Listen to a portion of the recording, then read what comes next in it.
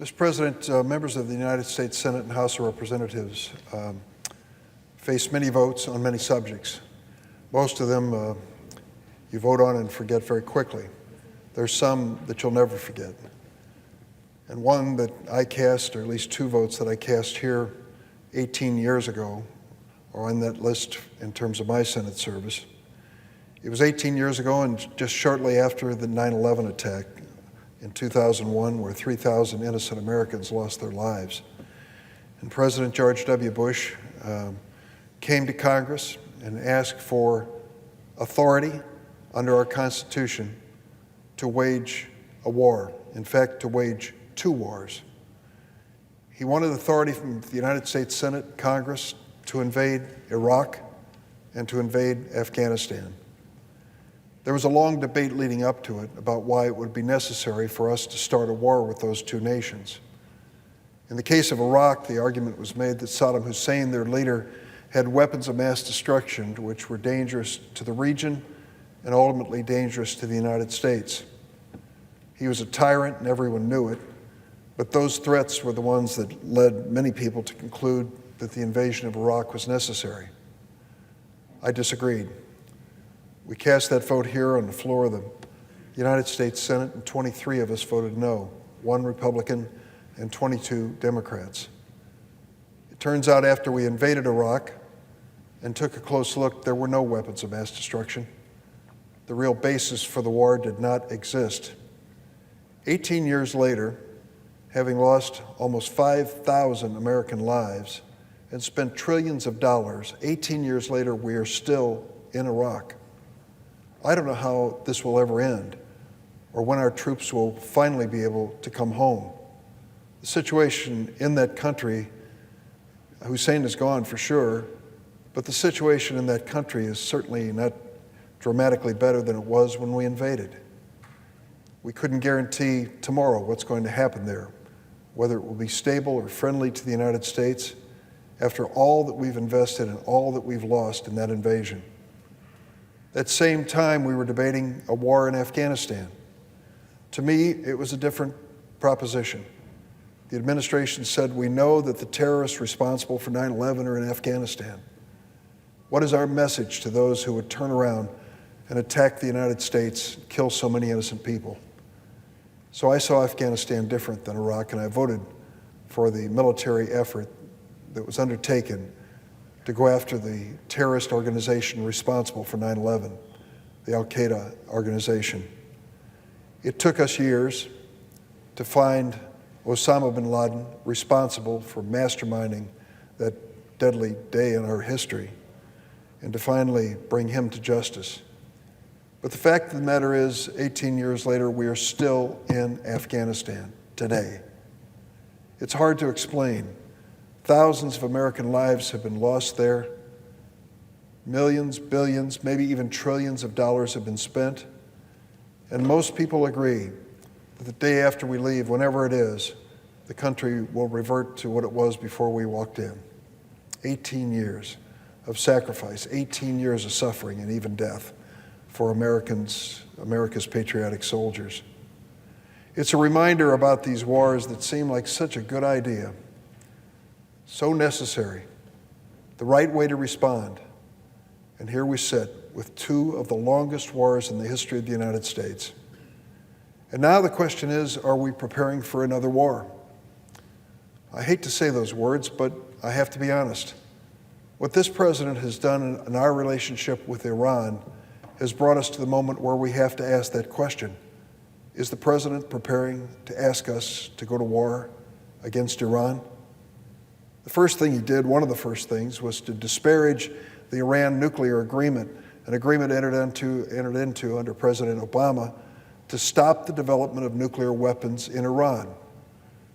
I thought it was a good agreement. I supported it and still do. I'm not making any excuses for Iran. They're engaged in conduct around the world which is inspiring terrorism and threatening our allies and friends. I'm making no excuses for that. But to make certain that Iran did not have nuclear weapons in the future was the right thing to do. We entered into this agreement under President Obama.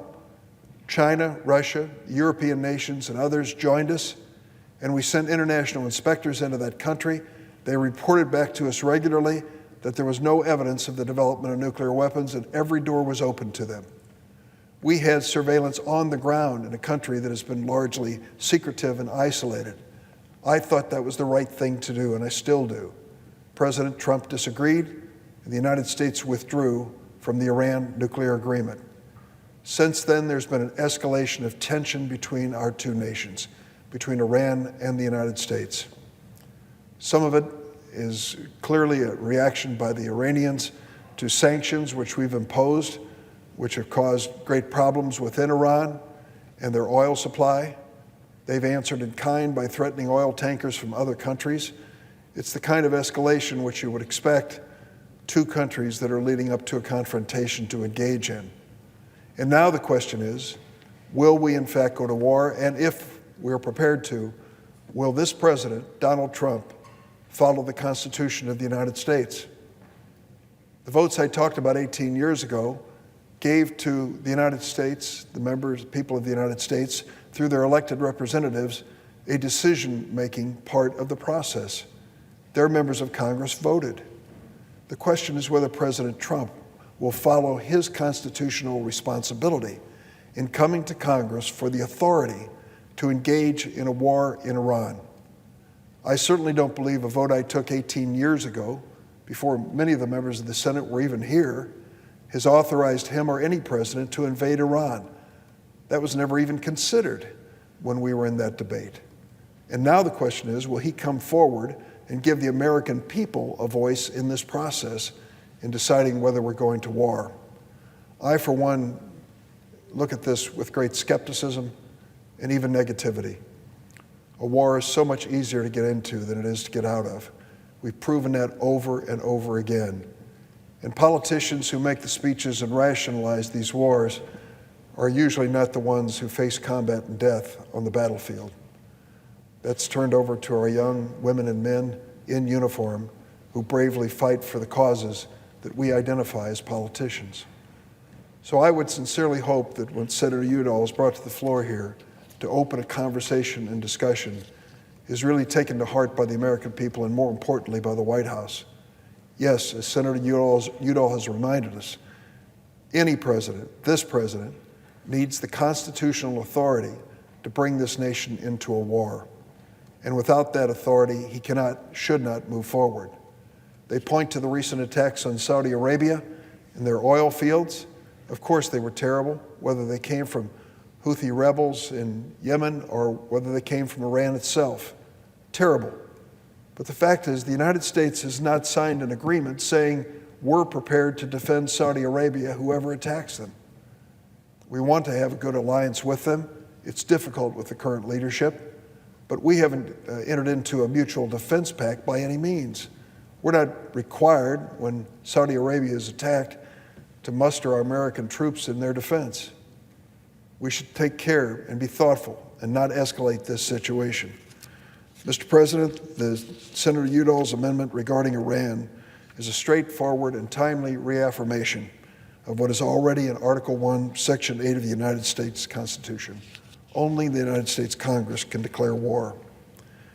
I'm pleased to join him and others in this legislative effort to reaffirm that no war with Iran without the consent of Congress is authorized. I hope the Defense Authorization Conferees will keep this in mind.